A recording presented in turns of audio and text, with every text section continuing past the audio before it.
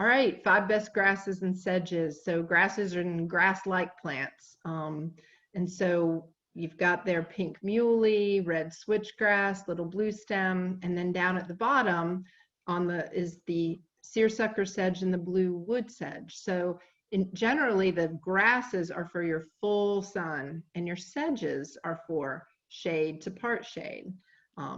And so Larry's going to talk about probably one of the most all-around useful in different ways, the little blue stem.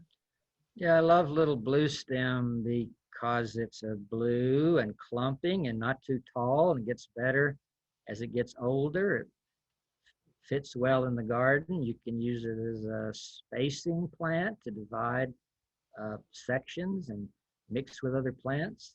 And in the fall, they have the wonderful little fluffy seed heads. And it's not as formal and rigid as big blue stem, and not as delicate as some of the other little grasses.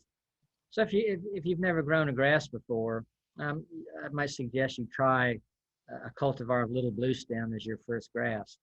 The other grasses are great. They add structure to the garden. They sound good when they rustle in the wind. They're good to leave in the garden into the winter, but do cut them well before new growth starts in the spring, so that those old stems won't be in your way. But grasses can add a lot to the garden as background and companion plants, borders, masses. Think about grasses if you have not. There's a mass of grasses. I know, masses of grasses. This would be before frost, I think, or just after the first frost. And you've got seed heads of goldenrods and coneflowers and all kinds of other plants in the foreground, and then the grasses providing what looks to me like almost an orchestra.